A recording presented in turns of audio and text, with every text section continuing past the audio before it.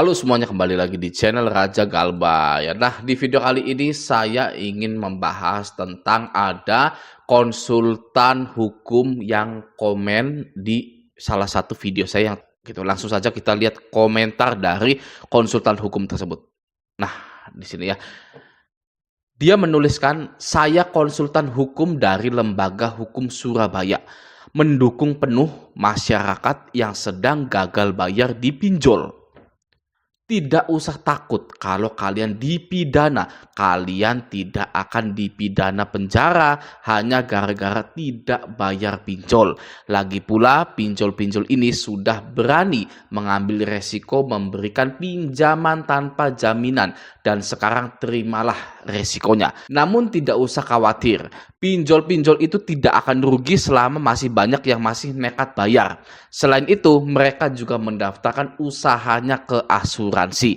Fokus saja pada kehidupan kalian, nikmati hidup kalian dengan tenang dan damai." Nah, seperti itulah komentar dari konsultan hukum tersebut ya. Saya sangat mengapresiasi kepada konsultan-konsultan hukum atau pengacara-pengacara yang membela rakyat-rakyat yang terjebak atau terjerat pinjaman online gitu ya. Nah, di sini ada komentar yang sangat menarik sekali.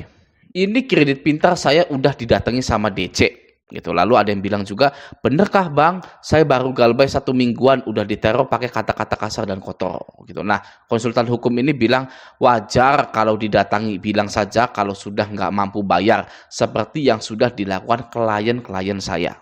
Oke, lanjut. "Wajar yang namanya gagal bayar ya harus terima resiko, salah satunya diteror.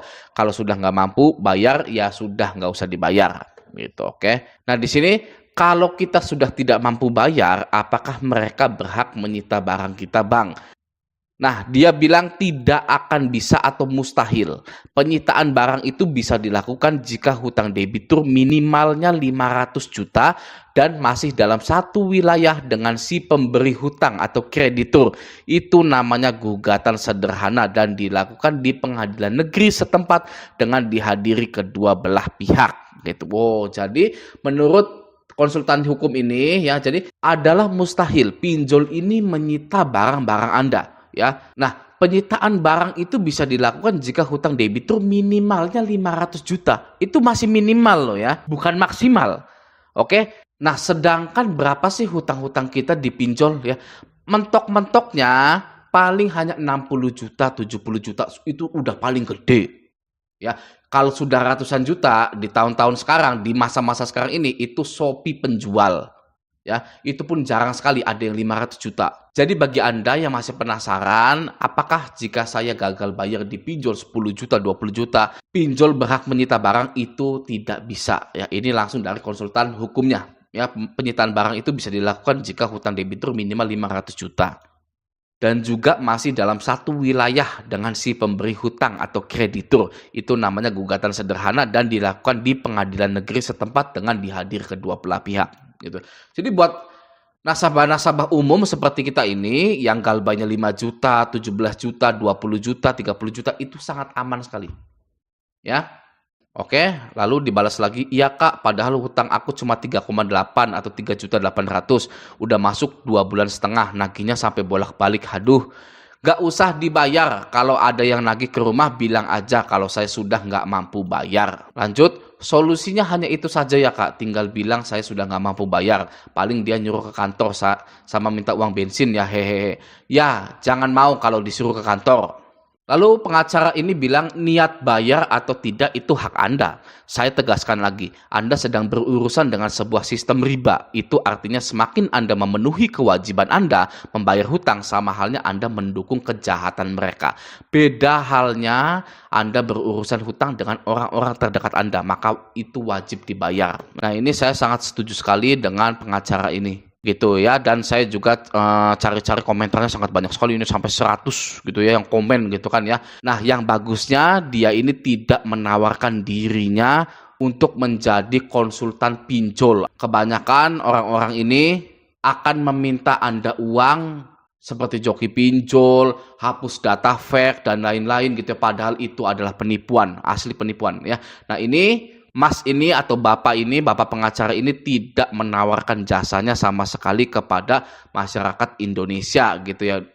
Dia ini pure membagikan pengetahuannya atau ilmunya tentang hutang piutang gitu ya. Nah, sekarang mari kita pertegas lagi statement dari pengacara ini. Ya, akan saya googling pernyataan-pernyataan dari pengacara ini, oke? Nah, yang pertama, apakah hutang bisa dipenjara atau apakah gagal bayar bisa dipenjara? Nah, di sini ada dari Justika. Undang-undang tersebut menjelaskan mengenai hak asasi manusia. Lebih tepatnya menjelaskan mengenai tidak bolehnya pemilik hutang dipenjara ketika dia tidak mampu membayarnya. Sehingga jika ada laporan mengenai hutang piutang, biasanya tidak akan masuk sampai proses peradilan.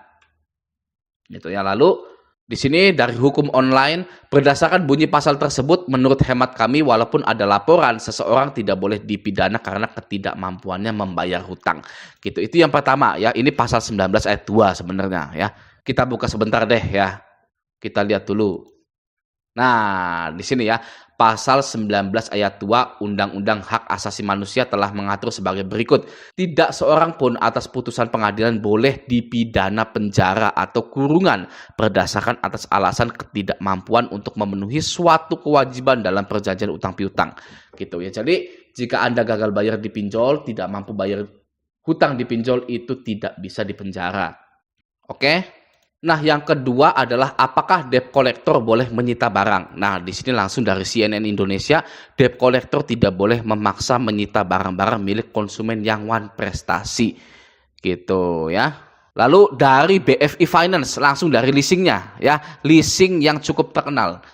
Di sini artikelnya tertulis seorang debt collector tidak boleh melakukan paksaan untuk menyita barang-barang milik debitur yang one prestasi. Gitu ya. Jadi statement dari konsultan hukum tersebut sudah valid gitu ya. Yang pertama tidak bisa dipidana penjara dan yang kedua pun debt collector tidak boleh menyita barang Anda ya. Jika ingin menyita barang Anda itu melalui pengadilan dan hutangnya pun minimalnya 500 juta gitu ya di sini ya. Penyitaan barang itu bisa dilakukan jika hutang debitur minimalnya 500 juta dan masih dalam satu wilayah dengan si pemberi hutang kreditur. Gitu. Oke ya, nah ini sangat bagus sekali ya. Jadi konsultan hukum ini mendukung penuh masyarakat yang sedang gagal bayar di pinjol atau yang sedang terjerat di pinjol. Gitu. Oke, sebagai penutup video ini ada komentar yang sangat bagus sekali. Dia bilang satu hal, kadang semua kekhawatiran itu menyakiti kepala karena terlalu dipikirkan. Saya dulu mengalami banyak hal berat, semuanya membuat saya stres. Tapi setelahnya kadang hal yang ditakutkan itu tidak terjadi. Sekalipun terjadi, ternyata kita mampu menghadapinya. Salam buat semua, semoga kita semua diberi jalan yang tidak disangka-sangka oleh Allah untuk bisa menghadapi dan melalui setiap permasalahannya. Amin ya rabbal alamin. Oke. Stop gali lubang, tutup lubang, stop minjol, stop berpikiran menggadaikan BPKB, stop berpikiran gadai sertifikat tanah, stop berpikiran yang macam-macam di penjara dan lain-lain, stop curhat pinjol ke orang lain. Anda galbaikan, Anda buang nomornya, Anda cari uang yang banyak buat bayar. Ya, bayar apa? Bayar PDAM, ya, bayar listrik, bayar beli mobil cash. Ya, kenapa Anda harus stop bayar pinjol? Karena menghambat Anda untuk melakukan segalanya yang berkutat pada pengembangan diri dan peningkatan ekonomi Anda. Ya, Anda jangan berpikir kalau pinjol itu tabungan Anda. Ya, karena Anda rawat, Anda bela-belain gak ada BPKB motor, Anda bela-belain mengurangi makanan keluarga Anda, mengurangi susu anak Anda untuk merawat pinjol. Ya, menurut Anda masih mending Anda selalu pusing mikirin tagihan pinjol daripada mengakhiri pusing tersebut dengan galbay. Ya, saya nggak mau galbay karena gengsi saya terlalu tinggi. Ya, Anda terhormat, gitu kan ya. Semua orang harus menghormati Anda. Ya, Anda bergengsi. Ya. Sampai pinjol ini berhenti meminjamkan Anda dana, gengsi Anda hancur lebur.